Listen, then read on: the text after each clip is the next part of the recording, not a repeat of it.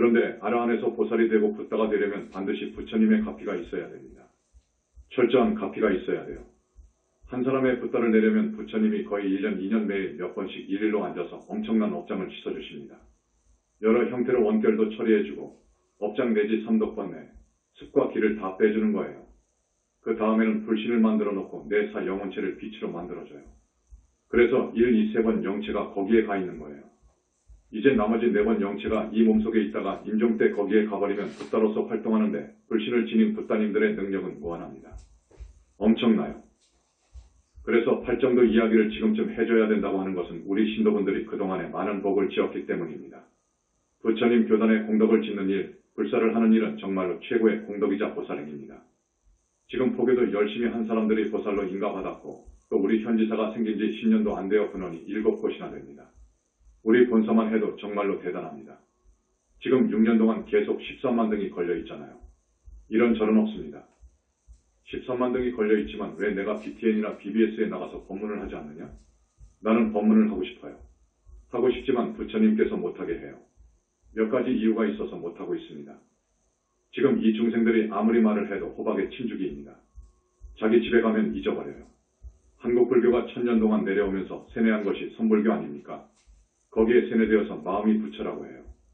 부처님이 불신으로 계신다는 정말로 역사상 희유한 초유의 내 법문을 믿지를 않아요. 그냥 우스개로 넘겨버려요. 그러나 10년 전부터 한학을 많이 하고 한문 원전의 경전을 독파한 그 한두 사람이 나를 확실히 인정하더라고요. 확실히 인정하면서 이 글까지 써낸 사람이 있습니다. 대학자인데 정말로 공부를 많이 했어요.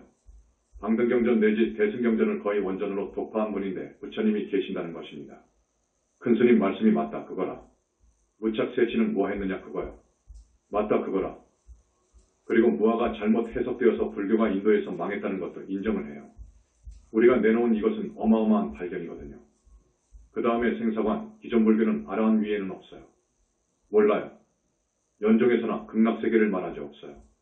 그래서 아라한이 드는 멸진정이 붓다가 드는 선정인 줄 알아요. 그 정도입니다. 그러니까 부처님이 계신다고 하는 이 엄청난 법문을 봐서 평가해버립니다. 아예 외도라고 해버린단 말이에요.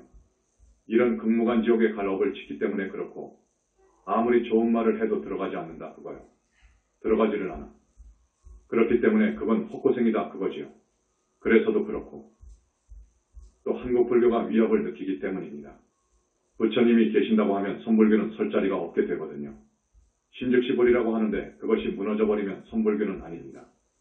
선불교는 1700공안 법거량이 순 전부 거기입니다. 마음이 부처라는 것을 전제로 한 거예요. 그래서 말장난이라고 하잖아요. 다시 말하지만 너희들이 정말 윤회에서 벗어나려면 진정 부처님이 계심을 믿고 부처님이 얼마만큼 위대하신 어른이라는 것을 믿고 부처님의 어마어마한 구원의 힘을 믿고 들어오라. 그겁니다. 부처님 교단으로 들어오라. 들어와서 음계여자. 이 계율이 깨어지면 큰일 납니다. 음계 내지 중계. 중계는 살생살인 강도 강간 가능. 그것도 유부녀 또 약혼자 혹은 성직자 비구 비구니 또 수도원의 수녀 등을 건드리면 큰일 납니다. 그런 죄라든지 거짓말도 정법을 훼손하는 대망어죄입니다. 그래서 수많은 천법대중을 지옥으로 한단 말이에요. 지옥으로 끌고 가는 그런 법문을 하면 안 된다 그거라. 사람을 죽이는 것은 육신만 죽이는 것이지 법문 잘못하면 큰 스님이라고 해서 이 법상에 올라와 법문하면 다 인정하거든요. 믿어요. 그런데 바른 법문을 해야지 올바르지 못한 법문을 하게 되면 또 말씀드리지만 불보살이 마음이라거나 없다고 한다든지 지옥 극락도 마음의 어떤 상태라든지 윤회도 그렇다든지 이런 식으로 말하고 무해라고 해서 막행막식 한다면 부처님께서는 이건 극무간 지옥이라고 하십니다. 보신불 여기에 와 계시는 부처님께서 아주 많이 말씀하셨습니다. 이걸 선종해서 귀담아 들었으면 좋겠어요. 그 위험한 말을 하지 말고 함부로 법문하지 말고 뭘 알고 해라 그거야. 더 공부를 해놓고 해라 그거라. 더 공부를 해놓고 큰 소리 해야지. 이제 막 우주의 본체인 공을 봐가지고 깨쳤다고? 그것은 깨친 것이 아니어요. 이제 시작이어요. 그래서 팔정도로 해서 정념정정으로 해서 정견사성제를 통찰하고 증득하는 것이 진짜로 깨친 거예요. 우주의 이법을 완전히 알아버리는 것. 완전히 통찰해버리는 것. 그 사성제의 밑받침은 연기거든요. 연기법. 완전히 통달해서 증득하는 것이 아라한의 깨달음이에요. 깨달음도 아닌데 뻔한 것만 봐가지고 견성했다고 큰소리하면 안 됩니다. 그건 이제 시작이에요. 그건 그건 팔정도 수순을 밟아서 깨달은 것도 아니에요. 그것은 의심으로 해서 깨달은 거예요. 요즘은 또 인과 인연 연기 맵이라든가 그 연기 맵으로 다 깨달을 수 있다고 해서 보니까 그건 사유의 이해로 깨달은 것이더구먼. 그건 앞에서 말씀드린 선에서 깨달은 것과 같아. 아직은 이제 시작이에요. 그 사람들은 사후세계를 부정하더라고. 그럴 수밖에 없지요. 이제 그것을 가지고 무엇을 알겠는가? 적어도 선정을 8단계, 9단계를 거쳐 가야 아라한이에요. 어마어마한 거예요. 윤회를 벗어난다는 것은 기가 막히게 어렵습니다. 힌두교에서 이야기한 말이 맞아요. 100만 년을 수행해야 된다 그거라. 그것도 향상만 해야 된다 그거요. 그래야 아라한이 될 듯 말 듯 한다는 거예요. 태어날 때마다 공부만 하나. 과거생에 지은 악연을 만나서 업을 지으면 지옥으로 가는데 윤회에 떨어져 버리는데 여러분 우리 중생의 업장은 태산만 합니다. 그거 알아야 됩니다. 태산만 해요. 이걸 스님이 여러 가지로 비유했기 때문에 오늘은 다른 비유를 합니다. 어떤 공장의 근로자가 단벌 작업복만 입고 하루 12시간씩 일을 하며 6개월을 다녔다고 합시다. 그 공장 안에는 섭씨 30도, 섭씨 35도를 오르락내리락 하는 그 더운 작업 현장에서 얼마나 많은 땀으로 목욕을 합니까? 기계를 만지니까 기계의 기름때 먼지 등이 뒤범벅되어서 저녁에 와서 옷을 걸어놓고 쓰러진단 말이에요. 그 다음날 또 그 옷을 입고 현장에 나갑니다. 자, 그것을 50년 전, 100년 전에 했다고 합시다. 그때 무슨 비누가 있었습니까? 그냥 찌들어가지고 옷이 완전히 떡이 되었단 말이에요. 그러면 벗어놓고 이제 또 몇천 원짜리 구입해서 입고 그렇게 했다 합시다. 그래서 그 더럽고 쓰레기가 되어버린 옷이 한 5보퉁이가 되었다고 합시다. 세탁할 시간도 없고 물도 귀하고 어머니도 없다고 할 때 이 옷은 나를 따라다니는 것이어요. 내가 지은 업은 나를 따라다니는 거요. 이건 내가 해결해야 돼. 이것은 내 마음으로 보면 됩니다. 중생들의 마음으로 보면 돼요. 그 업장을 씻어야 돼. 그 업장을 씻어야 성중 27품이 되고 아라한이 된다고요. 그런데 어떻게 그 많은 빨래를 씻습니까? 부처님께서는 하이타이 넣고 못 넣고 물을 섭씨 100도 데워서 상고 세탁기에다가 그냥 돌려버려요. 그렇게 생각하면 됩니다. 그런데 왜 부처님의 실존을 이야기하고 부처님 칭명을 해야 된다고 하는 그 말만 하면 왜 그렇게 원수처럼 우리를 대하느냐 그거요. 왜 그러느냐 그거요. 나는 자기들이 그렇게 해서 정법을 만나서 사막도를 면하고 하늘을 가기를 원하고 성중하늘에 가서 나기를 원하고 극락국토에 가서 나기를 원하는 것이 내 소원이거든요. 한 사람이라도 부처님 품 안으로 인도하는 것이 내 소원이거든요. 내가 50년 동안 몸담고 있었던 그 선불교 종단을 내가 어떻게 모략하겠습니까? 모략이 아닙니다. 조금 반성을 해라 그거라. 반성을 해다오. 선불교의 실체를 좀 연구해다오. 좀 공부를 더 해다오. 물론 큰 스님 밑에서 팔정도 공부를 해야 됩니다. 큰 스님이 있어야 됩니다. 왜냐? 중생은 닭업생으로 내려오면서 업을 지었습니다. 어떨 때에는 가끔 사람을 죽이기도 하고 그러더라고요. 많은 사람들을 보니까 그러더라고요. 그러면 그 원결 원혼이 반드시 나한테 빙의한다고요. 그러면 그 사람은 절대로 아라한 성과를 못 얻습니다. 도중에 죽습니다.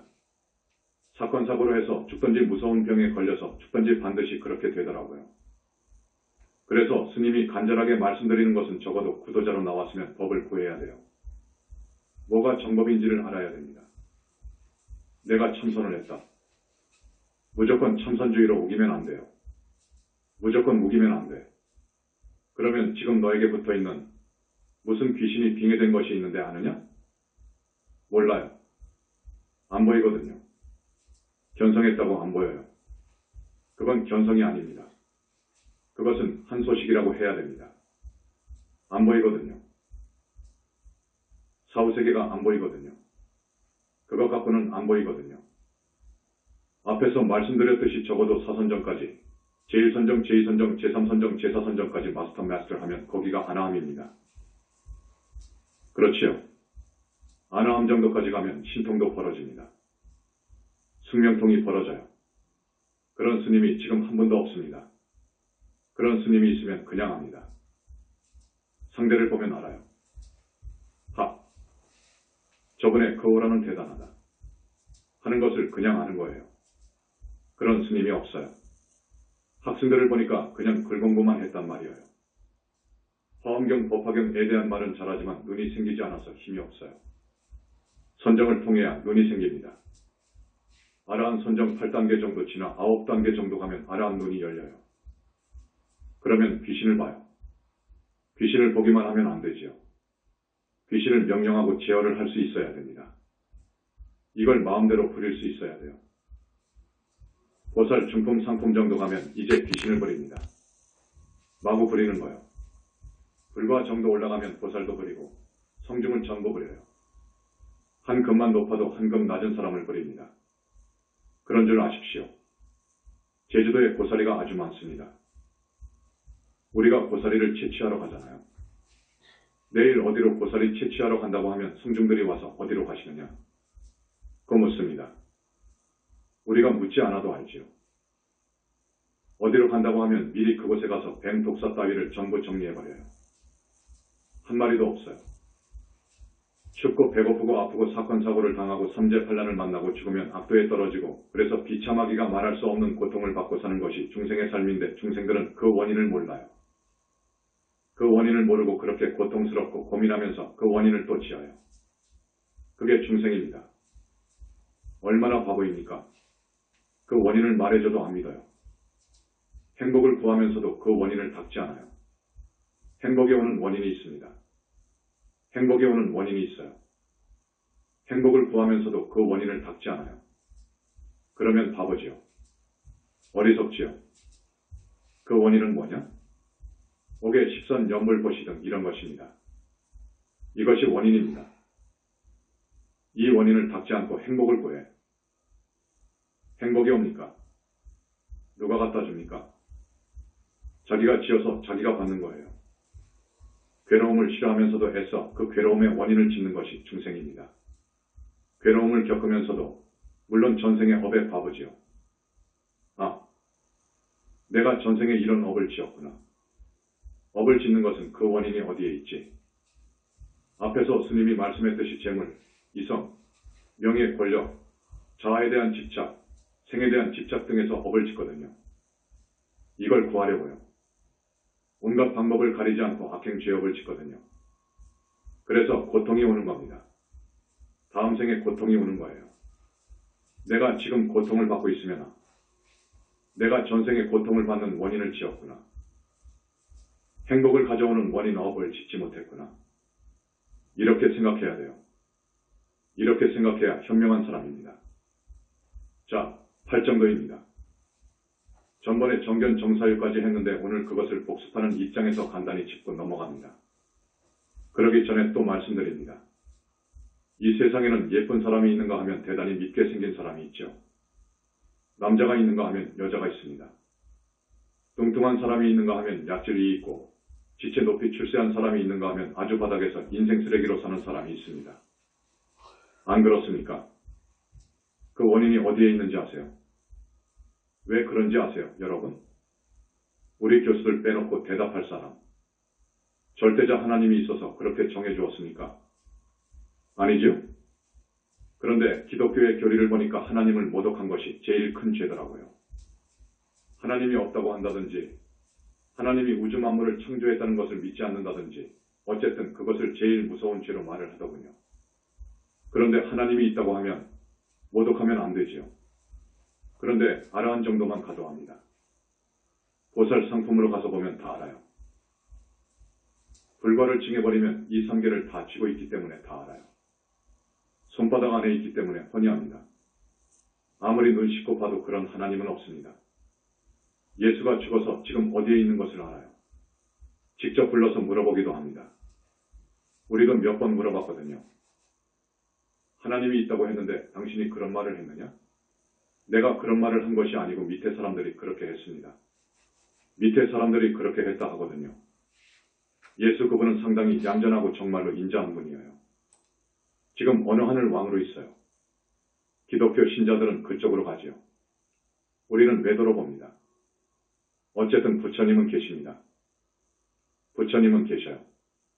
부처님은 이 중생의 몸으로 무수히 오셔서 보살행을 하고 많은 공부를 해서 스스로 선정에 들고 깊은 삼매에 들고 무량억 정광을 일궈내고 자기 불신을 우주 최초로 만든 분이 부처님이어요. 최초 불이어요. 그 후에 부따님들은 전부 우리 부처님께서 불신을 만들어줬어요.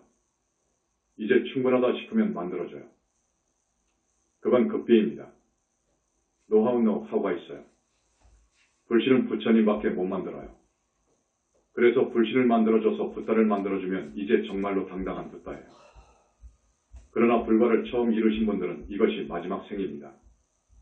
마지막 생이기 때문에 전생에 업으로 해서 모든 운명이 이루어지기 때문에 또 받아야 할 인연도 많고 겪어야 할 큰일도 많아요.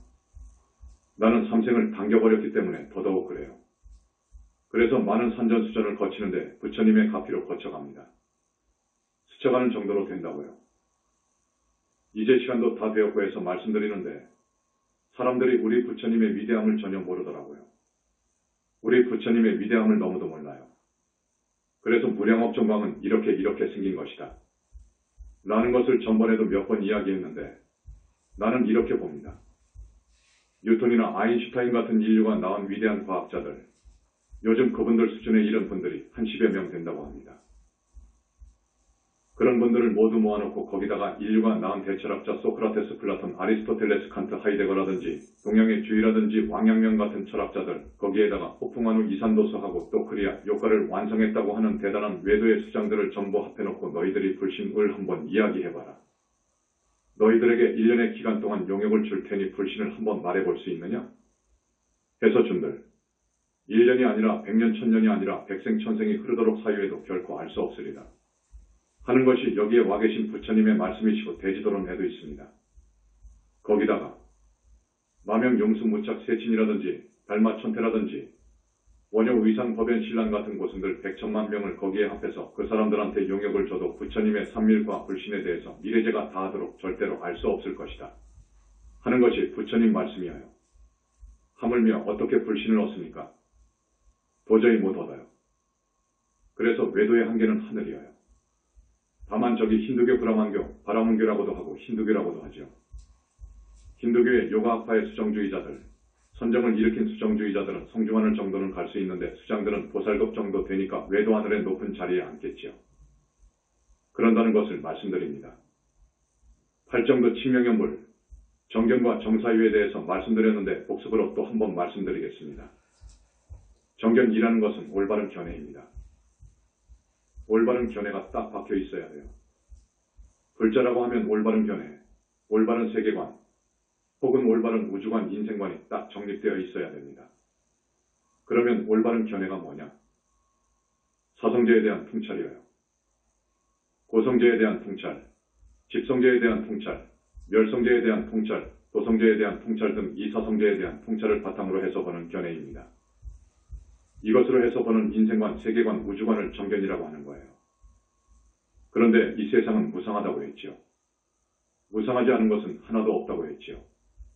전번 시간에 무상변이라고 했는데 이 무상한 우주를 들여다보면 법칙이 있어요. 아무렇게나 무상한 것이 아니에요. 꿈 같고 환 같고 뭐 이슬 같고 하는데 그저 무상한 것이 아니에요. 그 속에는 우주 법칙이 있어요. 그것을 연기의 법칙이라고 해요. 인간에게는 인과법, 인연법이 적용되겠지요. 12인연. 우주는 우주의 이법, 우주법, 우주섭리, 연기법이 우주 만물을 지배하는 거예요. 우리 인간은 자기가 지은 업이 12연기 인과법, 카르마 법칙에 의해서 생로병사를 거듭하고요. 그 다음에 정사, 정사유라고도 해요. 정사, 올바른 생각, 마음속은 온통 삿된 것이 없어야 돼. 악한 것이 없어야 돼. 그래서 악한 것을 여의고 삿된 것을 여의어버려. 그것이 뭐냐? 탐욕을 감각적인 쾌락의 욕망이라고 해요. 감각적인 쾌락의 욕망을 버려야 돼. 그런 생각을 버려야 됩니다. 그런 생각이 일어나면 손에 불덩이를 쥔 듯이 놔버려라. 라고 가르치고 있습니다. 우리 현지사에 오면 그 글귀가 벽에 붙어 있지요. 그래야 됩니다. 그 다음, 성례는 마음을 여의어야 됩니다. 성례는 마음을 여의어야 돼. 윤회를 벗어나려면 성례는 마음을 버려야 돼. 이것 때문에 못된 짓을 한단 말이에요. 또 악행을 합니다. 탐욕 때문에 못된 짓을 하고요. 그 다음은 뭐냐? 어리석음이 수반된 것이 있어요. 폭력을 여인 사유, 그저 남을 미워하고 중상모략하고 폭력으로 그 사람 마음을 아프게 하는 것 등은 안 됩니다. 그래서 이 세 가지 것을 여인 생각을 정사유라고 하는 거예요. 정사유가 되면 정어가 될 수밖에 없어요. 정어에는 네 가지가 있어요. 자, 불망어 불기어 불악고 불양설이 있어요. 이것은 다음 시간에 이야기하겠습니다. 60분이 경과했네요. 오늘 처음 오신 분들, 스님 말씀이 좀 어렵지요? 어렵지만 들을만하지요? 신도들 예. 불교의 법문은 대단히 어렵습니다. 큰 스님의 법문은 부처님께서 그러십니다. 내 노래를 불러라. 고 하십니다. 당신은 옛날 팔만대장경이라는 당신의 노래를 불렀잖아요. 내 노래를 부르라고 하시니까 나는 교리에 입각하지 않았어요. 교리를 떠나버렸어요. 교리 가지고 하는 것은 대학 교수나 강사가 하는 거예요. 교리 강의는 교수가 하는 거예요. 법문은 그것이 아니지요. 모든 교리를 자기의 것으로 만들어버렸으니까 거기에다가 지금까지 몰랐던 것을 알려주고 잘못 알았던 것을 바로잡아 일러주고 모자라는 부분을 채워주고 하는 것이 우리 영산불교입니다. 이제 전부 말을 할 수 없고 광고 말을 하고 싶습니다. 간단히 말씀드릴게요. 우리 어떤 스님 이야기입니다. 착하고 수행을 잘합니다. 그런데 너는 중이 되었으면 마땅히 세속의 인연을 끊어라 하는 것이 우리의 가르침이거든요. 그래 놓으니까 이 스님이 자기 어머니가 암으로 입원을 해서 이제 위독하다고 해도 안 갔고 급기야 돌아가셨다고 해도 안 가버렸거든요. 가지 않았습니다. 그래서 그 집안에서 문제가 생겼다 그거라. 저놈이 사람이냐 중이냐 그거요. 부모도 모르고 나라도 모르고 부인도 모르고 전번에 말씀드렸듯이 이조 성리학자들이 그래서 우리 불교를 막 눌렀거든요. 사실 우리 불교는 그렇지 않습니다. 우리 불교처럼 부모님께 효하는 그런 종교가 없습니다. 앞에서 부모님뿐만 아니라 조상님까지 하늘로 올려주라고 했죠. 대단합니다. 이걸 큰 효라고 합니다. 유교의 효는 소요, 작은 효라고 하는 거요. 그래서 이렇게 말했어요. 태사부님하고 결정했습니다. 가령 앞으로는 우리 신도분이 자꾸 하셨다. 신도 대표가 가야 됩니다. 대표 간부들이 가야 됩니다. 여러분 아셨죠? 신도들 예. 우리 스님의 어머니 아버지가 돌아가셨다고 하면 보낼 거예요. 보내서 너 3일이든지 관수법대로 돌아가신 어머니 아버지를 위해서 여기서 배운 연부를 해줘라. 그럴 거예요. 그걸 시다림이라고 하죠. 그렇게 아십시오. 다만 우리가 결정을 미루었던 것은 사람이 죽거나 결혼하거나 하는 그 장소와 변두리에는 많은 귀신이 옵니다. 귀신도 천년만년이 되게 되면 신통이 대단합니다. 그런데 이 귀신들이 심성이 곱습니까? 사특하고 탁하고 악하지요. 그것들이 먹을 것이 없어서 춥고 배고프거든요. 그렇기 때문에 그저 붙으려고 해요. 그걸 방지하기 위해서 연불하라고 하는 거예요. 가서 연불을 하되 그저 입으로만 하지 말고 오늘 칭명연불 할 때의 방법과 주의해야 할 점까지 해드려야 되는데 연불이라는 것은 그렇게 하는 것이 아닙니다. 연불은 팔정도에서 정령. 앞으로 말씀드릴 텐데 일심전념으로 해야 돼요. 일심전념이라고 그래요. 일심, 한마음 지극한 마음, 거기다가 전념입니다. 전자는 전문대학이라서 전자. 전공한다고 해서 전자입니다. 전념에서 연불을 해야지 입으로만 하면 그 효과가 적습니다. 여러분 아십시오. 신도들 예. 일심전념으로 해야 되는 거예요. 거기에 장소에 가게 되면 일심전념으로 석가모니불을 해도 좋고 지장보살을 해도 좋습니다. 혹은 다란이를 해도 좋아요. 준재다란이 가짜있기 때문에 그런 다란이를 일심전념으로 딱 하고 또 이래서 2분 있다가 5분 있다가 또 하고 이렇게 하면 무서워서 절대 붙을 수가 없습니다. 아셨죠? 신도들 예. 그 다음 우리 교단을 위해서 협조해준 사람 도와주는 공덕이 크다고 했잖아요. 크다고 했습니다. 물론 우리 현지사는 1년에도 4번 행사가 있고 사팔절이 있고 한 달에 4번 5번 제일이 있어요. 이거 뭐 새로 일어난 교단이기 때문에 저기 분원에 불상을 만들어서 저만 한다. 또 탱화를 저만 한다. 하면 사실 돈 들어갈 곳이 너무 많아요. 나는 이렇게 말하고 싶어요. 여러분 그냥 여러분의 돈을 받는 것이 아닙니다. 10배, 100배, 1000배도 갑니다. 지난 시간에 이야기했죠.